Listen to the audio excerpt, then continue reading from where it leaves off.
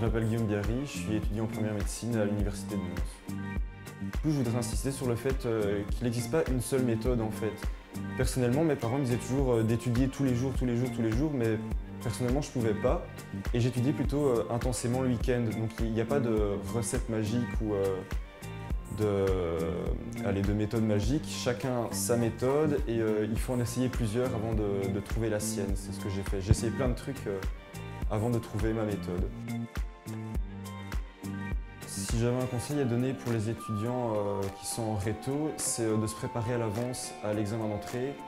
On a vu cette année qu'il n'était pas facile, surtout en physique, et de bien bosser, de suivre les cours préparatoires donnés par l'UMONS. Moi personnellement, ça m'a aidé à réussir l'examen d'entrée. Pour les étudiants qui l'auraient raté, je dirais de le repasser, il ne faut pas se laisser abattre. J'allais à tous les cours où on faisait des exercices d'examen, c'est-à-dire tous les cours où on résolvait des exercices d'examen avec le professeur, et c'est obligatoire à mon avis, pour réussir un examen, parce que ça m'a énormément aidé à me préparer aux différents examens. Un autre changement que j'ai dû opérer dans ma méthode, c'est j'ai fait pour la première fois de ma vie un planning, programme d'études pour le blocus.